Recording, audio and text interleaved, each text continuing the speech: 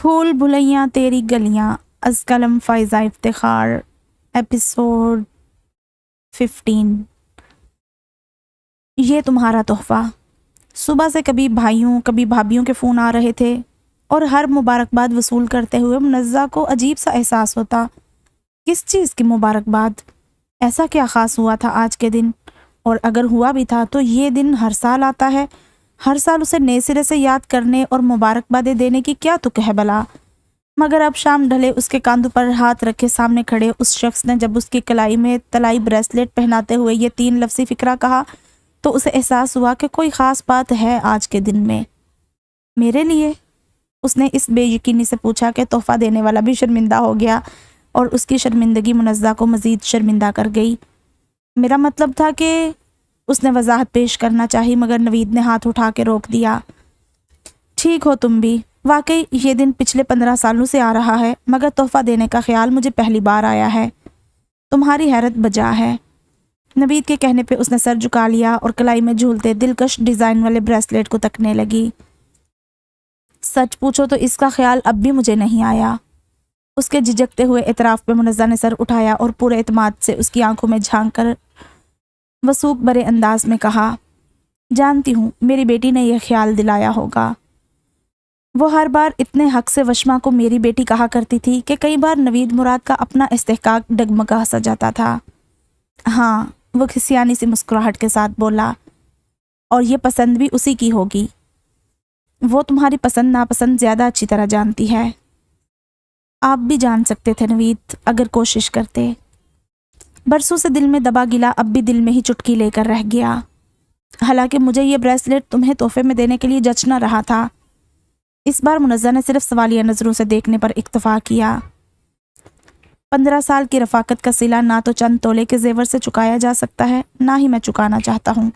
میں یہ بار تعمر اپنے کندھوں پر اٹھائے رکھنا چاہتا ہوں منزہ۔ اس کی آواز بوجھل ہو گئی اور منزہ کی سانسیں سبک۔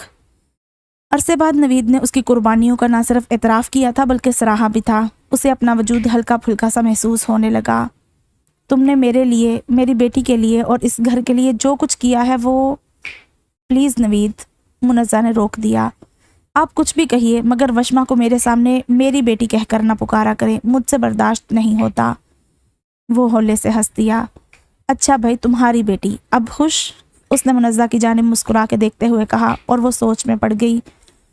میری بیٹی، تمہاری بیٹی، کاش ہمارے درمیان کوئی ایسا ہوتا جسے ہم ہمارا یا ہماری کہہ پاتے۔ سالوں میں پہلی بار یہ خواہش اس کے دل میں جاگی اور ایسے اچانک کہ وہ خود حیران رہ گئی۔ بھلا اب یہ خواہش کرنے کا کون سا موقع ہے 15 سالوں بعد، جوان ہوتی بیٹیوں کے ہوتے ہوئے؟ اس نے معجوب ہوتے ہوئے خود کو لتاڑا اور نوید مراد دلچسپی سے منزہ کے چہرے پر اترتے رنگ دیکھتا رہا۔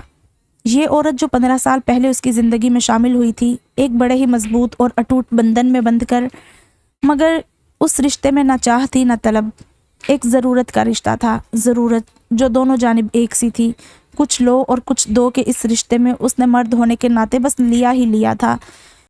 منزہ جس ضرورت کے ہاتھوں مجبور ہو کر اس رشتے میں بندھی تھی، وہ ضرورت عرصہ پہلے دم توڑ چکی تھی، اور اس عورت نے خالی ہاتھ، خالی گود ہونے کے باوجود جس اعلیٰ ظرفی اور کشادہ دلی سے اس کی ضرورتیں پوری کی تھی، وہ تمام ضرورتیں جو اسے یہاں تک کھینچ لائی تھی، وہ ان گزرے سالوں میں اس کا گرویدہ ہو گیا تھا۔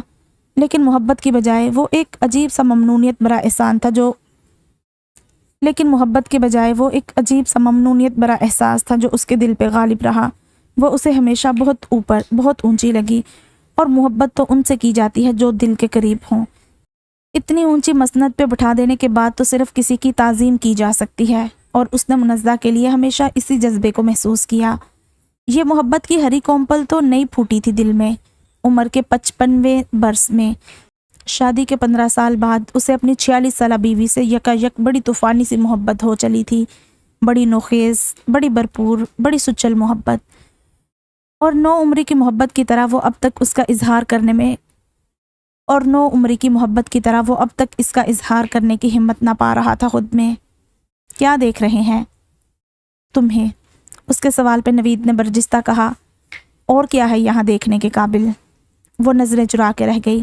عادی نہیں تھی اس کی جانب سے ایسے فکرے سننے کی، مگر لگتا تھا اب عادی ہونا پڑے گا۔ पिछले कई रोज से वो ऐसी ही शोखियों पर आमादा नजर आ रहा था। इतने साल गुजर गए, तुम जरा भी नहीं बदली। ना जाने ये तारीफ थी या कुछ और, वो सोचने लगी। ये ऊपर वाले को क्या हुआ? वसी घर में दाखिल होते ही मुंह ऊंचा करके हैरत से चिल्लाया। बच्चे, ऊपर वाले की लाठी बेआवाज होती है, शायद तुम्हें पता नहीं, इसलिए अचानक रसीद होने पर हड़बड़ा उठे हो। हसन ने कंप्यूटर से जरा की जरा तवज्जो हटा के कहा, मैं ऊपर वाले की नहीं हसन भाई, इन ऊपर वालों की बात कर रहा हूँ। उसने नजरें और उंगली दोनों ऊपर की जानिब इशारा करके जवाब दिया। मैं तो ये कह रहा था कि ये ऊपर वालों को क्या हुआ है? बिरयानी की खुशबू, वो भी ऊपर वाले किचन से। वो वाकई हैरत की शिद्दत से बेहोश ही होने वाला था। अस्सलाम वालेकुम, अम्मी क्या पका है? हसन ने अंदर दाखिल होते ही अपना रोज़ाना का सवाल किया। अम्मी घर पे नहीं है, भिंडी गोश्त और आलू की बेसन वाली टिकिया हैं, तल दूँ? परवीन की गैर मौजूदगी में शुरू से ही हसन न सिर्फ बड़े बेटे और बड़े भैया की जिम्मेदारियां निभाता आया था, बल्कि कभी कभी बवक्त ज़रूरत बेटी और बहन की कमी भी बगैर किसी शर्म या झिझक के पूरी कर दिया करता था। निदा आपी, वसी ने गर्दन ऊंची करके निदा को आवाज़ लगाई। बिरयानी पक रही है क्या? हाँ, बस दम पे है, उसकी जवाबी चीख सुनाई दी। हसन भाई, मैं आज खाना ऊपर खाऊंगा, बिरयानी पकी है। वो ऐसे बोला जैसे किसी नाकाबिले यकीन करिश्मे का जिक्र कर रहा हो। कभी बिरयानी नहीं खाई क्या? हसन को उसका नदीदापन खटका। हफ्ते में 2 बार तो पक ही जाती है, अभी परसों 2 टाइम ठूंसी है। हाँ, मगर इस बिरयानी की बात ही और है, ये ऊपर वालों की बिरयानी है, रोज़ रोज़ खाने को नहीं मिलती और ना हर किसी को खाने को मिलती है। वो तेज़ी से 2-2 सीढ़ियाँ फलांगता ऊपर चढ़ा। तुम्हारे लिए लाऊं खाना, ये तुम्हें भी ऊपर से उम्मीद बंदी है? अब के उसने उकताए हुए अंदाज में हसन से पूछा, जो मगरमच्छ की तरह सोफे पर उल्टा ढेर था। कौन ऊपर चढ़े? वो अंगड़ाई लेते हुए बोला। नीचे एक आध प्लेट भेज दी तो अलग बात। हाँ, भेजते हैं अच्छी तरह। वो जो दादी जान के लिए एक प्लेट आ जाती है नीचे, आज वो भी वसी के वहाँ जाके तनावुल फरमाने पे नहीं आने वाली। उसने तनावुल फरमाने पे खासा जोर दिया और बड़ी महारत के साथ कढ़ाई में गर्म होते तेल में बेसन की छींट डालकर अंदाज़ा कर रहा था कि आलू की टिक्कियाँ डाले या नहीं। परवीन जाते हुए रोटियां पका के हाट पाट में रख गई थी। अम्मी गई कहाँ हैं? दादी जान के साथ किसी जानने वाले के यहाँ, शायद मिलाद शरीफ है। अब वो सलीके से ट्रे में चटनी और अचार की प्यालियाँ सेट कर रहा था। जल्दी से खाओ और अकेडमी सुधारो, यहाँ खा पी के लुढ़क मत जाना, पेट भरने के बाद बड़ी नींद टूटती है तुम पे। आपके होते हुए कोई मर नहीं सकता, सोएगा खाक। वो भूख से बेचैन किचन में चला आया और देगची में चमचा हिला के भिंडियों पे सितम ढाने लगा। तेरा बेड़ा गर्क मोटे, हसन ने उसे धक्का देकर परे किया। इतनी मेहनत से अम्मी खड़ी खड़ी भिंडियाँ पका के गई थी और तू लगा है मलीदा करने। तुम्हें पता तो है अब्बू इस मामले में कितने सख्त हैं। उन्होंने सब्जी का ये हशर देख लिया तो उफ। वो कानों पर हाथ रख के किचन से भागा। ऊपर वसी बेचैनी से बिरयानी के दम खुलने का इंतजार कर रहा था। अरे कहीं मेरा दम ना निकल जाए, ले भी आओ। सुबह नाश्ते में भी बस 1.5 पराठा खाया था और वो भी इकलौते अंडे के साथ। कसम से ममानी, एक अदद अंडा सामने देख के मुझे यही लगा जैसे मैं आपके घर नाश्ता कर रहा हूँ। मैं तो एक पराठा 2 अंडों के साथ बमुश्किल ख़त्म करता हूँ। 2 पराठों के साथ कम से कम 3-4 अंडे, 1 प्याला दही और 1 प्लेट सालन तो हो। मगर मेरी किस्मत, रात को छोटी ममानी सालन फ्रिज में रखना भूल गई, सुबह तक ख़राब हो गया। और तो और मामू जो नाश्ते का सामान लाए वो भी बाहर डाइनिंग टेबल पर पड़ा रह गया। गर्मी से आधे अंडे भी ख़राब निकल आए। आपके होने का भी कोई फ़ायदा नहीं ममानी, बंदा ज़रूरत के वक्त किसी आस पड़ोस से ही मांग लेता है। मगर मुझे पता है कि आप रात को भी सालन नाप के बनाती हैं, आखिरी नवाला तक साफ, और अंडे भी गिन के आते हैं। उसकी ज़ुबान फराटे भर रही थी और रखशंदा सब्र के घूंट। गर्मी में हमारे यहाँ अंडे नहीं आते, उन्होंने रूखे लहजे में कहा। दही, दूध, लस्सी वगैरह के साथ बन खा लेते हैं या फिर जैम ब्रेड वगैरह। मेरे बच्चों से गर्म चीज़ें बर्दाश्त नहीं होती। और मुझसे भूख, वो चिल्लाया। ज़िल्ले इलाही बिरयानी। वो किचन तक चला आया। कितनी बार कहा है मेरा नाम ठीक से पुकारा करो, ज़िल्ले हुमा ने देगची का ढक्कन हटाते हुए टोका। लाओ मैं मिक्स करता हूँ। वो बड़ा सा कफ गिर उठा के आगे बढ़ा। یہ چائے میں چینی یا پانی میں شربت مکس کرنے والا کام نہیں، سارے چاول ٹوٹ جائیں گے۔ نہیں ٹوٹتے بھائی، میں تو دیگ کی بریانی بھی مکس کر لیتا ہوں۔ پروین نے سارے لڑکیوں والے گر سکھا دیے ہیں انہیں، رخشندہ نے تنزیہ انداز میں کہا، جسے وسیع نے سراسر نظر انداز کرتے ہوئے بریانی ملانے کی کوشش جاری رکھی۔ میں اس صفائی اور مہارت سے چاول، مسالوں اور بوٹیوں کو یہ کیسی بوٹی ہے، اس قدر ڈھیلی، لٹکی ہوئی، لچکیلی سی، جیسے کوئی چھچرا، مگر وہ بھی کالا نہیں ہوتا، نہ ہی اس کے چھلکے لٹک رہے ہوتے ہیں۔ کیا ہے بھئی، یہ کس چیز کا گوشت ہے؟ وہ چمچے کے سرے سے لٹکتی مسالے میں لتھڑی چیز کا بغور معائنہ کر رہا تھا۔ یہ گوشت تھوڑا ہی ہے، یہ تو بینگن ہے۔ ذل ہما نے کچھ اس انداز میں سرگوشی کی جیسے بینگن کوئی نازیبا یا معیوب قسم کا لفظ ہو اور اسے ادا کرنے میں اسے حیا مانے آ رہی ہو۔ بینگن، وہ صدمے سے چلا اٹھا، یعنی کہ بینگن جس کا رنگ شرمناک حد تک جامنی، ذائقہ افسوسناک حد تک پھسپھسا اور سرے پہ ایک انتہائی بدی سی ڈنڈی ہوتی ہے، وہ والا بینگن۔ اس نے مکمل تشریح بیان کی اور ہما کے مجرمانہ انداز میں اعترافی سر ہلانے پہ وہ ہاتھ میں پکڑا چمچہ پٹک کے رہ گیا۔ یہ بینگن کی بریانی کب سے بننے لگی؟ بھرتا تو سنا تھا، اب بھرتا کیا مرغی کا بنا کرے گا؟ او بی بی، بریانی بنانے کا حوصلہ کر ہی لیا تھا تو چکن بریانی بناتی۔ زیادہ گوشت صحت کے لیے کتنا نقصان دہ ہے، اس کا اندازہ بھی ہے تمہیں؟ رخشندہ نے ناگواری سے ٹوکا۔ انہیں وسیع کے طنز جتنے برے لگ رہے تھے اتنے ہی ذل ہما کی شرمندگی کھل رہی تھی۔ سبزیاں کھانے سے بیماریاں دور رہتی ہیں۔ چلیں، زیادہ گوشت نقصان دہ ہے مگر کم گوشت تو… وہ بدبدا کے رہ گیا۔ یہ اس کی پروین ممانی نہیں تھی جن کے سامنے وہ بے تکان کچھ بھی بولتا چلا جاتا۔ رخشندہ ممانی کے ماتھے کی چتون اسے ایسے ہی بریک لگا دیا کرتی تھی۔ تم کھا کے تو دیکھو، مسالے وہی ہیں اور ذائقہ بھی۔ ذل ہما نے جلدی جلدی ڈش میں چاول نکالتے ہوئے کہا۔ اب اوپر تک آ ہی گیا تھا تو مجبوراً ٹیبل تک بھی جانا پڑا۔ پلیٹ میں تھوڑے سے چاول بھی ڈالے مگر احتیاطاً انگلی سے چمچ کے اوپر پڑا بینگن کا خوفناک سا ٹکڑا اٹھا کے الگ کر دیا۔ آلو، مٹر، شملہ مرچ البتہ آنے دیے۔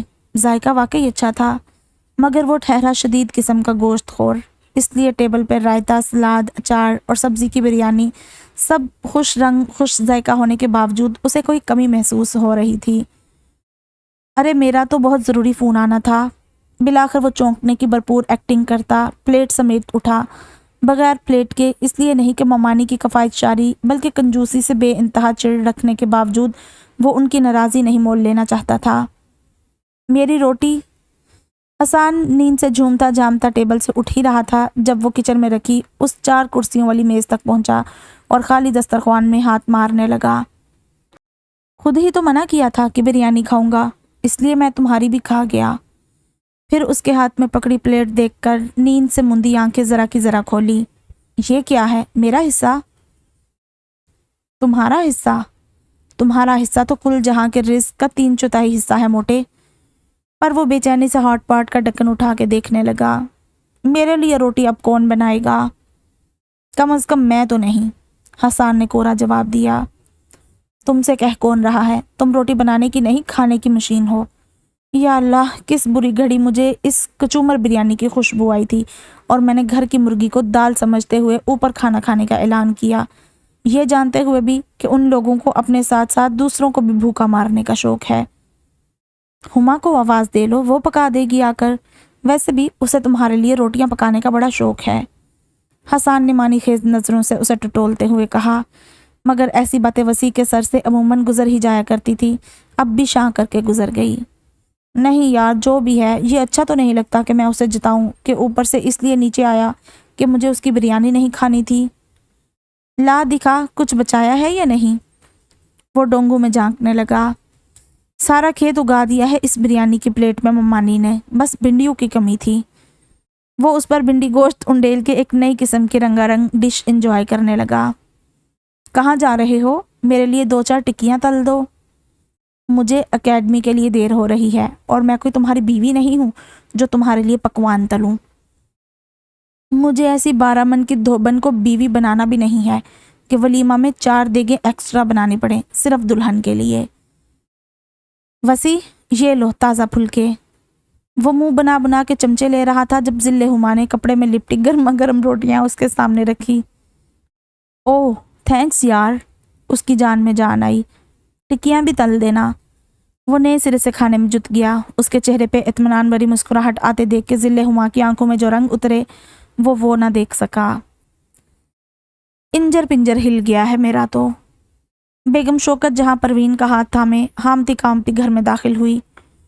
نہ جانے کون سے علاقے میں گھر بنایا ہے آمنہ نے، لگتا ہے مریخ پہ آ گئے ہیں۔ 2-2 ڈھائی کنال کے عالیشان بنگلے اور سڑکیں ٹوٹی ہوئی، گھڑے ہی گھڑے۔ ایسا لگ رہا تھا جیسے گاڑی میں نہیں بیل گاڑی میں بیٹھے ہیں۔ وہ چپل اتار کے سوجے ہوئے پیر سہلانے لگی۔ اور میلاد کا انتظام بھی ناقص تھا۔ عمر گزر گئی آمنہ کی، تقریبات کا سلیقہ نہ آیا۔ اب جب کوئی ہنر خود نہ آیا تو بہو بیٹیوں کو کیا سکھلاتی۔ قرآن خوانی اور محفل نعت کے ختم ہونے کے بعد بھی پون گھنٹہ بٹھائے رکھا کھانے کے انتظار میں۔ بیٹھ بیٹھ کے میرے تو پاؤں سوج گئے۔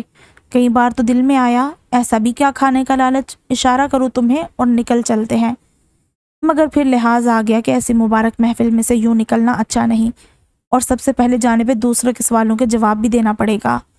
نہ بھائی ہم سے تو نہیں ہوتی ایسی سبکی۔ مگر آمنہ کو خود خیال کرنا چاہیے تھا۔ ایک تو گھر اتنا دور بنایا ہے شہر کے دوسرے کونے میں، زیادہ تر عورتیں میلاد کے تقدس کی وجہ سے بچے گھر چھوڑ کے آئی تھی۔ ان کو زیادہ دیر رکنے کی وجہ سے کتنی پریشانی ہو رہی ہوگی۔ بیگم شوکت جہاں طویل بات کرنے کی پہلے بھی عادی تھی اور عمر بڑھنے کے ساتھ ساتھ اس صلاحیت میں اور اضافہ ہوا تھا۔ دوسری جانب پروین جو پہلے بھی خاموشی اور تحمل سے ان کی طویل بیان سننے کی وجہ سے ان کی من پسند بہو تھی، ان کی یہ صلاحیت بھی اب قابل قدر حد تک بڑی تھی۔ اب بھی وہ بڑے سکون سے ساری بات سننے کے بعد رسان سے بولی، مجھے تو پہلے ہی اندازہ تھا، اسی لیے آپ سے کہا تھا کہ آپ رہنے دیں، میں خود ہو آتی ہوں۔ اے لو، کون سا میں نہیں جانتی تھی۔ آمنہ میرے سامنے بیاہی گئی، اولاد والی اور پھر پوتوں نواسیوں والی ہوئی۔ مجھے بھی پتا تھا کہ اس کے ہاں ہونے والی تقریبات ایسی ہی بدنظمی اور افراتفری والی ہوتی ہیں۔ شادی، بیاہ، مایوں، مہندی، عقیقہ، سالگرہ ہوتی تو میں رہنے بھی دیتی، مگر ایک تو اس نے عمر گزارنے کے بعد اب گھر بنایا ہے، اس کی مبارکباد دینا بھی ضروری تھی۔ اور پھر میلاد شریف، محفل نعت، قرآن خوانی، اس میں جانے کی سعادت میں کیسے جانے دیتی۔ پروین، وہ نیلے کنارے والی دوپٹے میں جو خاتون تھی ماشاءاللہ کیسی خوش الحان تھی، اور گلے میں کیا تقدس تھا، قرات بھی اچھی کرتی تھی اور نعت کے الفاظ بھی جیسے گلے سے ڈھل کر نکلتے تھے۔ اپنے ہاں کے میلاد میں اسے بلائیں گے۔ آمنہ سے ان کا نمبر لے لینا فون کر کے، اور پوچھ لینا کہ ہدیہ وغیرہ کیا لیتی ہیں۔ کیسی باتیں کر رہی ہیں اماں؟ پروین حیران ہوئی۔ آمنہ خالہ نے تعارف کروایا تو تھا آپ کا، ان کی سمدن ہے وہ، ان کی ہونے والی بہو کی امی، فیصل کی ساس۔ اے لو، وہ سر پہ ہاتھ مار کے رہ گئی۔ ایک تو کوئی بات یاد نہیں رہتی، بھلا ہوا کہ میں نے خود ہی نہیں پوچھ لیا، اٹھا نہیں جا رہا تھا اپنی جگہ سے، ورنہ دل میں تو کئی بار آیا کہ جا کے ان خاتون سے اس بارے میں خود بات کروں۔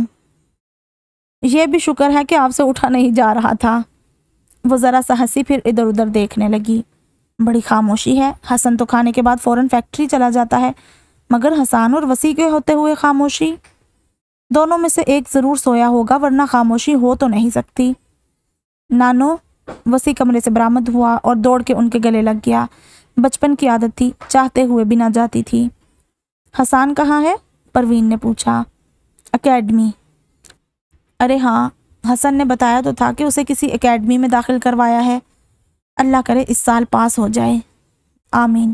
شوکت جہاں کے کہنے پر پروین نے درزیدہ نظروں سے ان کی گود میں منہ چھپائے لیٹے وسیع کو دیکھا، جو حسان سے چند ماہ ہی چھوٹا تھا، مگر امتیازی نمبروں سے BBA کرنے کے بعد اب مختلف یونیورسٹیوں سے رابطے میں تھا۔ کبھی MBA کرنے کا ارادہ باندھتا، کبھی CSS کی تیاری کرنے کا مشورہ ملتا، اور سب جانتے تھے کہ وہ کچھ بھی کرے، کسی بھی میدان میں جائے جھنڈے ہی گاڑے گا۔ اور حسان، شروع سے پڑھائی کی جانب اس کا رجحان کم تھا، سادہ سا BA بھی اس سے پچھلے 2 سالوں سے ہو نہیں پا رہا تھا۔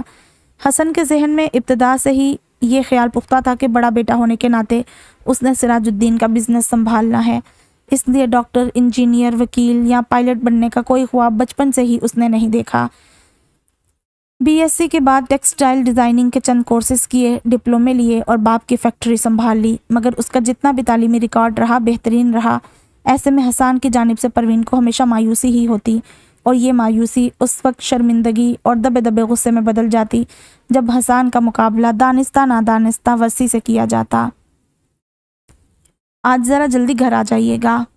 عرصہ دراز کے بعد اس کی جانب سے ایسا کوئی مطالبہ ہوا تھا، اگرچہ لہجے میں وہ بشاشت اور گرمجوشی سرے سے مفقود تھی جو یہ فقرہ ادا کرتے ہوئے بیویوں کے لہجے میں دراتی ہے۔ پھر بھی جعفر محمود نے بڑے تعجب سے اسے دیکھا۔ اپنی کہی بات کے برعکس اس کا چہرہ بے حد سپاٹ تھا۔ اس کے کسی انداز سے ایسا نہیں لگ رہا تھا کہ اسے جعفر کے جلدی گھر آنے یا نہ آنے سے کوئی دلچسپی ہو۔ ہمیشہ کی طرح وہ مدیحہ کے یہ مستقل بیزار اور لا تعلق سے تاثرات دیکھ کر وہ چڑ گیا۔ کیوں، کیا رکھا ہے یہاں جو کوئی جلدی آئے؟ یہ چڑ اسے ایسے ہی دل جلے فکرے ادا کرنے پر مجبور کرتی تھی۔ شام کو مجھے خاصی مصروفیت ہے، جلدی نہیں آ سکتا۔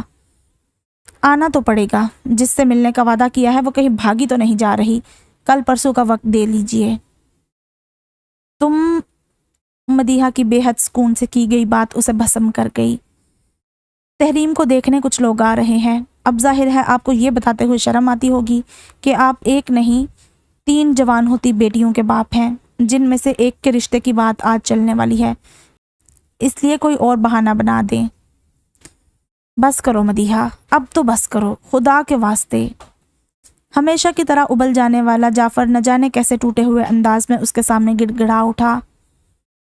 یہ بات میں تم سے کہہ رہا ہوں کہ تم ایک نہیں 3 جوان ہوتی بیٹیوں کی ماں ہو، جن میں سے ایک کے رشتے کی بات آج ہونے جا رہی ہے۔ میری عمر کا نہیں، اس بات کا ہی لحاظ کر لو۔ کیا ہوا ہے آپ کی عمر کو؟ مدیحہ نے رشک و حسد سے بھرپور نظر سامنے کھڑے اس 53 سالہ مرد پہ ڈالی جو اس کا شوہر تھا، اور جس پہ عمر کے اثرات اس تیزی اور بے رحمی سے واضح نہیں ہوئے تھے جیسے خود اس پہ ہوئے تھے۔ اسے دیکھ کر تو ایسا لگتا تھا جیسے عمر کا ہر گزرتا سال اسے بری طرح روند رہا تھا، حالانکہ عمر میں وہ جعفر سے چند برس چھوٹی ہی تھی، مگر حسد، شک، بے اطمینانی اور اندر ہی اندر کڑنے کی عادت اسے کھا گئی تھی۔ اور نہ آپ کچھ ہونے دیں گے اپنی عمر کو۔ آپ کیوں نہیں لحاظ کرتے اپنی عمر کا؟ چھوڑ دیں بال ڈائی کرنا، کسی دن ٹائی میچ کیے بغیر ہی لگا کے چلے جائیں، کبھی پرفیوم کا سپرے کرنا ہی بھول جائیں۔ مگر نہیں، آپ سب بھول سکتے ہیں، بیوی بھی، بیٹیاں بھی، مگر خود پہ توجہ دینا نہیں بھول سکتے۔ خود پہ توجہ دیں گے تو دوسرے آپ پہ توجہ دیں گے نا۔ تم کبھی نہیں بدل سکتی مدیحہ، کبھی نہیں، وہ افسوس سے کہتے ہوئے ایک جھٹکے سے مڑا اور کمرے سے باہر نکل گیا۔ ماما، دوسرے دروازے سے چپکی کھڑی تفتیش نے اندر جھانکا۔ وہ کوئی بات کرنے آئی تھی مگر ماں باپ کی اس بحث سے گھبرا کے وہیں رک گئی تھی۔ کیا ہے؟ مدیحہ کا سارا دھیان اب نیچے کی جانب تھا۔ وہ کھڑکی سے نیچے ڈرائیو وے میں جھانک رہی تھی جہاں جعفر محمود سخت غصے کے عالم میں چلتا ہوا نظر آ رہا تھا۔ ڈرائیور کے دروازہ کھولنے، جعفر کے آف موڈ کے ساتھ اس میں بیٹھنے اور گاڑی کی گیٹ سے نکلنے تک وہ مسلسل پردہ ہاتھ میں تھامے وہیں کھڑی رہی۔ آپ ہی پوچھ رہی ہیں چائے کے ساتھ کیا کیا تیار کرنا ہے، بتا دیں؟ گاڑی کے نظروں سے اوجھل ہونے پہ وہ مکمل توجہ دینے کے قابل ہوئی۔ بیکری سے کچھ سامان آ جائے گا، پیسٹری، پیٹیز، نمکو اور ڈونٹس وغیرہ۔ شامی کباب کا مسالہ میں نے رکھ دیا ہے، وہ میں خود تیار کر لوں گی۔ چاٹ اور ٹرائفل تم تیار کر لو، اور تحریم سے کہو اسے زیادہ سر کھپائی کی ضرورت نہیں ہے۔ ہاں، بس چکن ونگز وہ خود تیار کر لے، اچھے بناتی ہے، اس سے زیادہ ضرورت نہیں کچن کے کام کرنے کی۔ ابھی کل فیشل کروایا ہے اس کا، ذرا دھیان سے اس کا کوئی ڈھنگ کا جوڑا نکال دینا اور بال وغیرہ بنوا دینا۔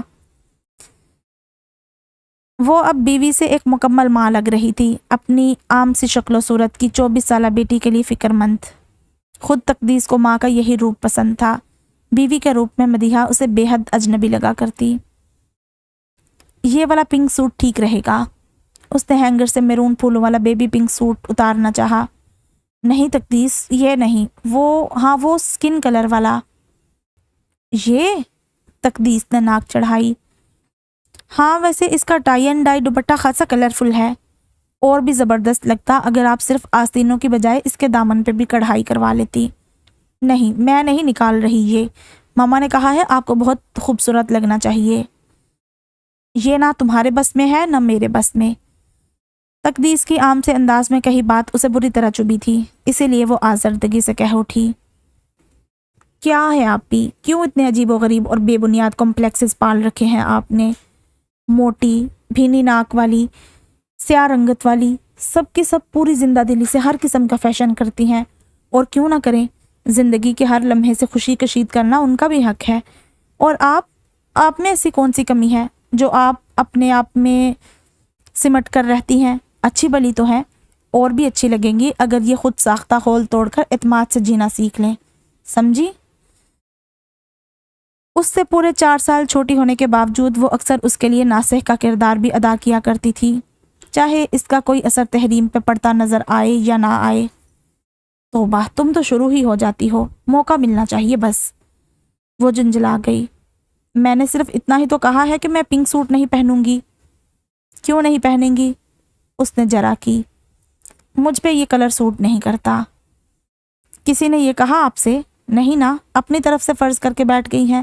اتنا اٹھتا ہے یہ رنگ آپ کی گندمی رنگت پہ؟ نہیں، پنک کلر صرف سفید رنگ پہ جچتا ہے۔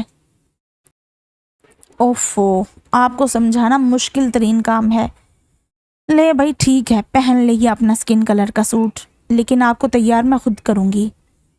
اس نے تحریم کے نہ کرنے کے باوجود اس کے لمبے سلکی بالوں کی اونچی سی پونی کر کے کھلے چھوڑ دیے، کانوں میں ملٹی کلر نگینوں والے چاندی کے اویزے پہنائے، ایک کلائی میں سادہ کانچ کی 3-4 رنگوں کی چوڑیاں۔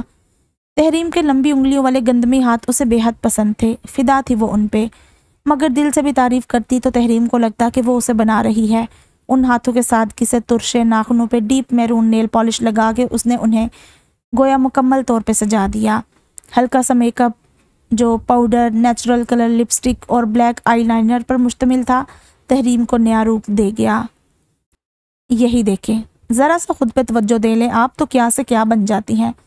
پتہ نہیں کیا ہے جو الٹے سیدھے جوڑے لپیٹے رکھتی ہیں، یا کس کے چٹیا، منہ بھی دھلا نہ دھلا ایک برابر۔ کتنا کہتی ہیں ماما کہ کچھ اور نہیں تو کاجل ہی لگا لیا کریں۔ تقدیس، مجھے بے حد گھبراہٹ ہو رہی ہے۔ اس میں آئینے کے عکس نے بھی اعتماد پیدا نہ کیا تھا۔ اس میں گھبرانے والی کون سی بات ہے؟ پہلے بھی تو 2 بار یہ پریڈ کر چکی ہیں آپ۔ اسی لیے تو اگر اس بار بھی ریجیکٹ کر دی گئی تو؟ پہلے تو یہ بات ذہن سے نکال دیں کہ آپ ریجیکٹ کر دی گئی تھی۔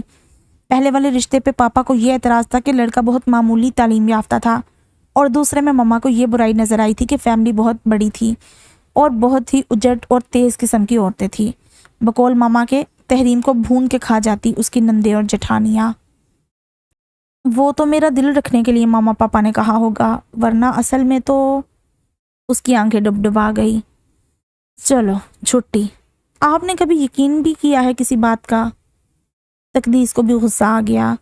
اور یہ والے جو لوگ آ رہے ہیں نا، مما کے جاننے والے ہیں، مسز خورشید کے گھر پارٹی پہ ملے تھے مجھے۔ کون؟ تقدیس نے اشتیاق سے پوچھا۔ ہمارے ہونے والے جیجا جی؟ نہیں بھائی، ان کی بہنیں وغیرہ۔ اوہ، وہ مایوس ہوئی۔ اور وہ بہت خوبصورت ہیں، بڑی بڑی براؤن آنکھیں، سرخ و سفید رنگت، بھرے بھرے جسم، لمبے قد۔ بھائی بھی ان جیسا ہوگا؟ ضروری تو نہیں، اور ہو بھی تو اچھا ہی ہے۔ آج کل پتہ نہیں کیا رواج سا چل نکلا ہے، اتنی پیاری پیاری دلہنوں کے برابر میں پتہ نہیں کیسا دلہا بٹھا دیتے ہیں۔ میں نے اپنی کزنز، کلاس فیلوز، جن کے پاس بھی اس کی انگیجمنٹ یا اس کے بہن بھائیوں کی شادی کی تصویریں دیکھی ہیں، سب میں ایک چیز کامن دیکھی ہے، اور وہ ہے انتہائی بے سرا دلہا۔ چلو اچھا ہے، ٹرینڈ تھوڑا سا بدلے گا۔ پاگل ہوئی ہو؟ اگر وہ اتنا ہی اچھا ہوا تو مجھے کیوں پسند کرے گا بھلا؟ توبہ ابھی، آپ تو… مارا جنجلاہٹ کے اس سے کچھ کہا نہ گیا، اور وہ برش ٹیبل پر پٹک کر کھڑی ہو گئی۔ میں کچن میں جا رہی ہوں، آپ کا تو کچھ ہو نہیں سکتا، جا کے ٹرائفل کی تو خبر لوں۔ اس کے نکلنے کے بعد تحریم نے تھوڑا آگے ہو کر غور سے آئینے میں اپنا جائزہ لیا۔ صاف کھلتی ہوئی گندمی رنگت، مگر عام سے نقوش، جن میں کم از کم اسے تو کوئی جاذبیت نظر نہیں آتی تھی۔ سادہ سی آنکھیں، پتلے پتلے ہونٹ، قدرے پھیلا ہوا دہانہ، ناک متوازن تھی، مگر چہرے کی ساخت لمبی ہونے کی وجہ سے اسے اکثر اپنی ناک ضرورت سے زیادہ تیکھی لگا کرتی۔ اس میں مدیحہ کی خاصی مشابت نظر آتی تھی۔ فرق بس اتنا تھا کہ مدیحہ کا جسم شروع سے بھرا بھرا تھا، اور اب عمر کے ساتھ ساتھ وزن میں مزید اضافہ ہوا تھا۔ اس کے باوجود دیکھنے والوں کو یہ مشابت صاف محسوس ہوتی تھی۔ مدیحہ کے چچا، خالائیں وغیرہ تو جب تحریم کو دیکھتے اسے مدیحہ کی جوانی قرار دیتے، اور تحریم بجائے اس بات پہ مسرور اور نازا ہونے کے بجھ سی جاتی۔ اس نے ہمیشہ ماں کو اپنی کم صورتی کے دکھڑے روتے سنا تھا۔ कम उम्र में ही ये बात उसके दिलो दिमाग में घर कर गई थी। माँ के मुकाबले में बाप का कहीं ज़्यादा वजीह होना, बल्कि तालीम और जहानत के लिहाज से बढ़तरी रखना भी वाज़ेह तौर पर महसूस होता था, और उसके ख्याल में उन दोनों के दरमियान ज़हनी मुताबिकत ना होने की सबसे बड़ी वजह यही बेजोड़पन था।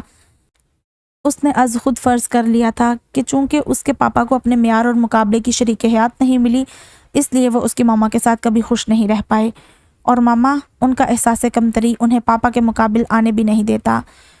वो अपने साथ ऐसी कोई बात दोहराना नहीं चाहती थी। उसका दिल चाहता था चीख चीख कर ऐलान कर दे, मत करो मेरे लिए खूब से खूब तर की तलाश, मत झोंको मुझे इस भट्टी में जिसमें मेरी माँ 25 सालों से जल रही है। मुझे पेवंद बन के ज़िंदगी नहीं गुजारनी। मगर उसकी फितरत में चीखना ही तो नहीं था। सबसे बड़ी होने की वजह से वो शुरू से ही माँ के नज़दीक बहुत थी, उसके हर दर्द से आशना, उसके हर दर्द से आगाह, उसके तमाम मौसमों की साथी। मदीहा पिछले 10-12 सालों में जाफ़र पे जितना चिल्लाई थी, उतना ही तहरीम की आवाज़ अंदर ही अंदर घुटती चली गई थी। मदीहा ने जितने आंसू बहाए थे, उतना ही तहरीम को अपने आंसू अंदर उतारने की आदत हो गई थी। जितना उसने तकदीर से गिले किए थे, उतना ही तहरीम को सारे शिकवे दिल में दबाने का फ़न आता गया था। वो चाह के भी दिल की बात ज़ुबान पे लाने का हौसला नहीं कर पाती थी। उसने बेड पे रखा अपना मोबाइल उठाया और लॉक डायल में सेव वाहिद नंबर मिलाया। हेलो, वहीद की सोई सोई सी आवाज़ आई। वहीद, आप सो रहे हैं? तहरीम ने भीगी आवाज़ में गिला किया। उसकी जान पे बनी थी और वो, अरे नहीं यार, अब क्या सोना, तुम कहो, वो लहजे में बशाशत पैदा करते बोल रहा था। वो आज फिर घर पे कुछ लोग आ रहे हैं। ओ नो, फिर क्या? मैं क्या कर सकती हूँ? तुम मना कर दो, जाहिर है तुम्हारे घर वाले तुमसे पूछेंगे तो सही। और अगर उन्होंने वजह पूछी? वजह? तुम कह देना कि तुम मज़ीद पढ़ना चाहती हो। मगर मुझे आगे नहीं पढ़ना। जॉब करने का बहाना बना देना, कह देना तुम्हारा दिल चाहता है कुछ अरसा इंडिपेंडेंट रहने का। वो नहीं मानेंगे। क्यों भाई, लगता तो नहीं कि तुम्हारे घर वाले इतने सख्त और पुराने ख्यालात के होंगे जो तुम्हें जॉब ना करने दें। हम रहते F10 में हैं वहीद, मगर हमारे घर में अब तक मूसा किला के उसूल और रवायतें बाकी हैं। मेरे पापा घर से बाहर कुछ भी हों, मगर घर के अंदर वो चौधरी ही होते हैं। पक्के पेंडू हैं हम लोग। मेरे जॉब करने की मुखालफत तो सब इसलिए भी करेंगे कि सबके ख्याल में मैं हद से ज़्यादा सादा बल्कि बेवकूफ़ हूँ। मुझे ना ज़माने की चाल का पता है, ना लोगों की पहचान है। हाँ वो तो है, वहीद बड़बड़ाया, फिर संभल गया। तो और क्या रास्ता हो सकता है इन अनचाहे मेहमानों से निपटने का?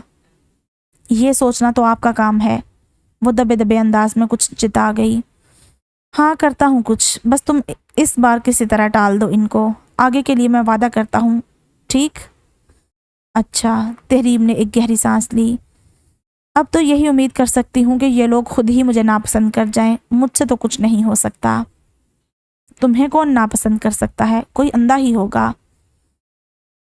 वहीद के बजाय कोई और ये बात कहता तो तहरीम सर झटक के उसे झुटला देती, मगर वो वहीद था जिसकी बात पे वो आमन्ना वसद्दकना कह उठती थी।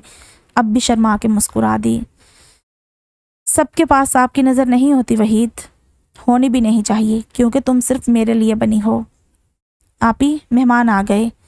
अभी वो मखमूर सी होकर कुछ कहने ही वाली थी कि ततहीर ने अंदर झांक कर इतला दी। वो गड़बड़ा सी गई, चेहरे पे फैले धनक रंग बिखर बिखर से गए। अल्लाह आपी, आप कितनी अच्छी लग रही हैं। उन बिखरे रंगों ने भी तहरीम को वो रूप अता किया था कि वो चौंक के सराहे बगैर न रह सकी थी। हाँ, वो मैं बाद में फ़ोन करती हूँ, कुछ मेहमान आए हैं। सुना है तुम अच्छी लग रही हो। वहीद ने जले हुए अंदाज में कुछ इस तरह कहा कि उसे हंसी आ गई। तुम्हें कोई हक नहीं है सिवाय मेरे किसी और को अच्छा लगने का, समझी? आप ही छोड़े ना फ़ोन, आए तो मैं फिर फ़ोन करती हूँ। उसने जल्दी से मोबाइल दोबारा बेड पर फेंका। तुम चलो, मैं आती हूँ। ततहीर को कमरे से चलता करने के बाद वो दोबारा आईने के सामने आई। होंठों पे लगी लिपस्टिक को टिश्यू से रगड़ के साफ किया, कानों के अवेज़े उतार के रखे। लंबे बाल जो पोनी की सूरत ऊंचे बांधने के बावजूद कमर से नीचे तक आ रहे थे, उनको लपेटकर जूड़े की शक्ल में बांधा और एक तनकीदी नज़र खुद पर डालती कमरे से निकल गई। वसी दोपहर के 3:15 बजे गेट पे खड़ा था। झंझलाहट और बेचैनी उसके हर अंदाज से झलक रही थी।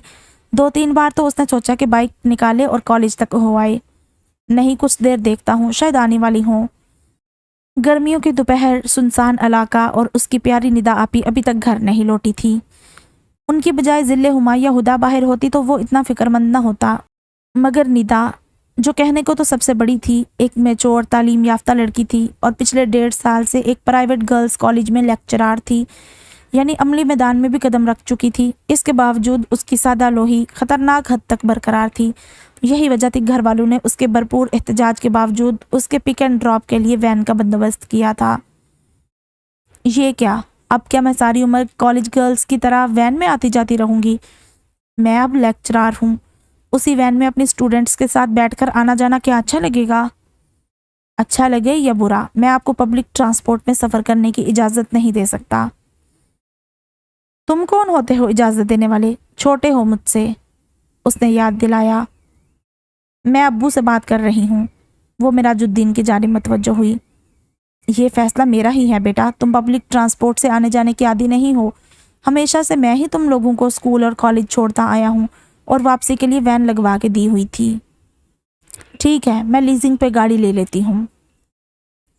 ज़रूर लीजिए। उसे वसी की जानिब से इस पे भी मुखालफत और तनकीद का अंदेशा था, मगर उसका मस्बत रद्द-ए-अमल देख वो रिलैक्स हो गई। अब मुझे तो कुछ पता नहीं इस बारे में, तुम ही थोड़ी हेल्प करो। किस्त इतनी हो कि मैं पे कर सकूं आराम से। हाँ, ये तो देखना ही होगा। ये ना हो कि किस्त अदा करने और ड्राइवर की तनख्वाह देने के बाद कुछ बचे ही ना। ड्राइवर? निदा के कान खड़े हुए। जी हाँ, ड्राइवर। उसके बगैर तो मैं आपको गाड़ी रखने न दूंगा। तुम होते कौन? वही पुराना घिसा पिटा और बेकार फिक्रा दोहराते दोहराते वो लब भींच कर चुप हो गई। मैं इन छुट्टियों में ड्राइविंग सीख लूंगी। ज़रूर सीखिए, हर काम आना चाहिए, आड़े वक्त में काम आता है। कभी कभी ड्राइवर छुट्टी पे होता है तो इमरजेंसी की सूरत में आप करीबी मार्केट तक तो ड्राइव कर ही लेंगी। कहाँ से भरूंगी उसकी तनख्वाह? वो फट पड़ी। एक प्राइवेट कॉलेज में नई नई लेक्चरार हूँ, कोई इनकम टैक्स में तगड़ा सा ओहदा नहीं मिल गया। गाड़ी की किस्त, ड्राइवर की तनख्वाह चुकाने के बाद मेरे पास बचेगा क्या? आपका वो जेब खर्च जो बरसरे रोजगार होने के बावजूद आप बड़े धड़ल्ले से मामू से वसूलती हैं। वो मेरी बेटी का हक है और जॉब करना इसका शौक। मिराजुद्दीन ने बेटी के सर पर हाथ फेरा। मगर वसी भी ठीक कह रहा है, तुम कभी अकेली रिक्शे या टैक्सी में सफ़र तो कर नहीं सकती। लाहौर की ट्रैफिक का मुकाबला कैसे करोगी? सिर्फ ड्राइविंग आना काफ़ी नहीं होता, तुम बहुत जल्द नर्वस हो जाती हो, अंडर प्रेशर आ जाती हो। कॉलेज भी तुम्हारा जेल रोड पे है, इतनी खौफनाक ट्रैफिक में ड्राइविंग करना तुम्हारे बस की बात नहीं। ठीक है, ना लेने देना मुझे गाड़ी। हस्बे आदत 1 मिनट लगा था निदा की आंखों में आंसू आने में। होने दो ख्वार वैगन की गर्मी में। कॉलेज की लड़कियां मुझे कितना एडमायर करती हैं, डिसेंट और ग्रेसफुल कहती हैं। कितनी शर्म आती है भेड़ बकरियों की तरह पिकअप सुजुकी में ठुसते हुए। और कभी जो वो अपनी टीचर की दुर्गत देख ले जो घर पे उसके छोटे बहन भाइयों के हाथों होती है तो भलाई का तो ज़माना ही नहीं। वसी ने अफसोस से सर हिलाया। निदा का मिजाज धीमा और कदरे दबता हुआ था। मोहब्बत और मरवत के हाथों भी मारी हुई थी, इसीलिए उसका गिला भी सही था कि सबसे बड़ी होने के बावजूद सारे छोटे आसानी से उसके सर पे चढ़ के नाचा करते थे। बचपन में उसने वसी के खूब आंसू पूंछे थे, उसको डरते देखकर गोद में लेकर सुलाया था, उसका हाथ पकड़ पकड़ कर लिखना सिखाया था, बालों में कंघा करना, नाखून काटना सिखाया था।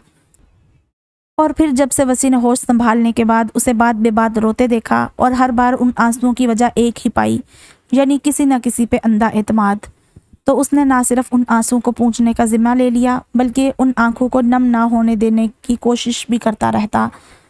मगर निदा की सादा लोही ऐसे मौके फराहम करती रहती। कभी कोई अजीज़ सहेली अपनी वफादारियाँ तब्दील कर लेती, कभी कोई कज़न उसके खुलूस का गलत मतलब निकाल कर फ़ायदे समेट के चलती बनी और निदा बेचारी मुंह तकती रह गई। कभी किसी ने झूठे वादे करके कभी ना वापस करने वाली लंबी रकमें उधार ले ली। वो एक दोस्त, एक दमसाज की तरह उसके आंसू पूंछता रहा, एक नासेह की तरह समझाता रहा, मगर कब तक? एक वक्त ऐसा आया कि वो खुद तंग आ गया। सारी दुनिया को अकल आ सकती है मगर आपको नहीं। आपका अब और तरह का इलाज करना होगा। ऐसे तो आप खुद को तबाह कर लेंगी। एक उम्र में इंसान को अपना ख्याल खुद रखना आ ही जाता है, मगर आप तो इस उम्मीद पे हैं कि अल्लाह ताला ख़ास आपके लिए अज़ाफ़ी मददगार फरिश्ते मुकर्रर कर दे जो आपको हर आने वाले ख़तरे और दुख से बचाते रहें। اب خدائی کاموں کا تو مجھے علم نہیں کہ کون سے اضافی فرشتے ہیں بھی یا نہیں، مگر اپنے بارے میں پکا پتہ ہے کہ مجھے اس نے آپ ہی کے لیے بھیجا ہے، اور اس نے چھوٹا بھیا بن کے رہنے کے بجائے بڑا بھائی جان بن کے رہنے کا فیصلہ کیا۔ یہیں سے دونوں کے تعلقات نے نیا موڑ لیا۔ ندا کا پیارا لاڈلا منا بھیا اب اس کے نزدیک ایک روک ٹوک کرنے والا نکتہ چی قسم کا بھائی بن چکا تھا۔ ہر وقت اس سے دلار کرنے والی بہن اب اس سے نالا اور شاکی رہنے لگی، مگر وسیع کو یہ بھی منظور تھا۔ وہ اس کی ساری خفگی ہر کڑوی کسیلی ہنس کے سہ جاتا، جانتا تھا اس سب کے پیچھے اب بھی وہی سالوں پرانا پیار ہے۔ وین خراب نہ ہو گئی ہو، اور باقی سب کی طرح آپی بھی اگر پبلک وین یا بس میں بیٹھ گئی تو انہیں تو روٹ وغیرہ کا بھی علم نہیں، پتہ نہیں کہاں سے کہاں پہنچ جائیں۔ اسے گیٹ پہ کھڑے کھڑے گھبراہٹ سی ہوئی، اور اگر کسی راہگیر سے شادماں کی طرف آنے والا روٹ پوچھ لیا تو پتہ نہیں وہ شخص کس کماش کا ہو، کہیں ان کی لا علمی سے فائدہ نہ اٹھا لے۔ 12,000 کا تو موبائل پکڑا ہوتا ہے ہاتھ میں، قیمتی گھڑی، ڈائمنڈ کے ٹاپس، کسی کے بھی دل میں لالچ پیدا ہو سکتا ہے، اور وہ کیا کم قیمتی ہیں ہمارے لیے۔ اس نے بلاخر بائک لے کر نکلنے کا حتمی فیصلہ کر ہی لیا۔ ابھی بائک کو سٹارٹ کرنے کے لیے پہلی کک ہی لگائی تھی کہ روڈ کے اس جانب سے اپنا مخصوص ہارن بجاتی وین آتی نظر آئی۔ اس ڈرائیور کی تو ابھی خبر لیتا ہوں۔ وہ بڑے برے تیور لیے بڑا، مگر ڈرائیور کا خراب موڈ دیکھ کر رک گیا۔ مس جی، آئندہ پلیز وقت پہ گیٹ سے نکل آیا کرے۔ اگر دیر سے چھٹی ہونی ہے تو صبح بتا دیا کرے، تاکہ میں دوسرے راؤنڈ میں آپ کو لے جاؤں۔ آج آپ کی وجہ سے ساری بچیوں کو دیر ہوئی ہے۔ سو گئی تھی میں لائبریری میں، یہی سوچ رہے ہوگے تم۔ وسیع کی استفسار سے پہلے ہی وہ چڑ کر بولی، ایمرجنسی میں میٹنگ بلائی تھی میڈم نے۔ اب کیا میں پہلے اس ڈرائیور کو انفارم کرنے نکلتی، سارے شہر میں ڈھونڈتی اور پھر بتاتی کہ آج آدھا گھنٹہ لیٹ آؤں گی۔ آدھا گھنٹہ؟ 2 گھنٹے ہو رہے ہیں، اور فون پہ تو بتا سکتی تھی آپ، ہمیں بھی اور ڈرائیور کو بھی۔ بیلنس نہیں تھا۔ اس نے پانی کا گلاس لبو سے لگایا۔ ابھی پرسوں تو آپ نے مجھ سے کارڈ منگوایا تھا، وہ بھی 1000 کا۔ وہ میری ایک کلیگ نے کل جدہ کال کی تھی اپنے ہسبینڈ کو، اور آج اسٹوڈنٹ نے پپھی سے دکھ سکھ کہنا ہوگا، اسی میں آپ کا کارڈ ختم۔ پھر اس کھلونے کو ہاتھ میں رکھنے کا کیا فائدہ؟ توبہ، بس کرو وسیع، اور خبردار میرے پیچھے نہ آنا۔ تیز تیز قدموں سے سیڑھیاں چڑھتے ہوئے لمحے بھر کو رک کر پیچھے مڑتے ہوئے اسے وارننگ دی۔ وسیع نے بے ساختہ اپنا کہا روکا، مگر تب تک وہ اپنی ہنسی روک نہ سکا جب ٹھیک 12 منٹ بعد وہ اوپر سے لٹکی اسے آوازیں دے رہی تھی۔ وسیع، ذرا آنا تو، بڑے مزے کی بات ہے۔ وسیع صرف اس کا بھیا ہی تو نہیں تھا، سب سے اچھی سہیلی بھی تھا۔ تو یہ تھی ایپیسوڈ نمبر 15۔ امید کرتی ہوں آپ کو پسند آئی ہوگی۔ اس کہانی میں بہت زیادہ کہانی تو آگے نہیں بڑھی، بس ایسے مائنر سی ڈیولپمنٹس ہی ہوئی ہیں، تو اتنا کچھ ہے نہیں ڈسکس کرنے کے لیے۔ ہاں، بس ایک پوائنٹ ہے کہ 15 سال گزر کے ہیں، اور اب بچے جو ہے نا وہ سارے جوان ہو چکے ہیں۔ بشمہ، سوہا، وسیع، تطہیر، تقدیس، اور تیسری کون سی تھی؟ چلے جو بھی تھا، تو بس اس میں آج کی ایپیسوڈ میں صرف ایک ہی ڈیولپمنٹ دیکھنے کو ملی ہے کہ 15 سال گزر چکے ہیں۔ لیٹس سی کہ آگے، اب مجھے لگتا ہے کہ ان بچوں کی پیئرنگ ہوگی، اس پہ کہانی آگے چلے گی۔ اور اچھا لگا مجھے کہ نوید مراد کو اپنی بیوی سے طوفانی قسم کی محبت ہو گئی ہے۔ 15 سالوں میں تو اس نے صرف ایک مطلب احسان مندی کا ہی ان میں جذبہ رہا ہے، تو اب محبت ہوئی ہے۔ لیٹس سی کہ اب وہ کیا کرتا ہے، کس طرح اس کے ساتھ رہتا ہے۔ اور یہ شمشاد بیگم نے آج بتائی 15 سال بعد وہ زندہ بھی ہے یا نہیں۔ لیٹس سی، نیکسٹ ایپیسوڈ میں ہمیں پتہ چلے گا۔ ٹھیک ہے، تو جلد ہی پھر ملتے ہیں نئی ایپیسوڈ کے ساتھ۔ تب تک آپ اپنا بہت سارا خیال رکھیں۔ اللہ حافظ۔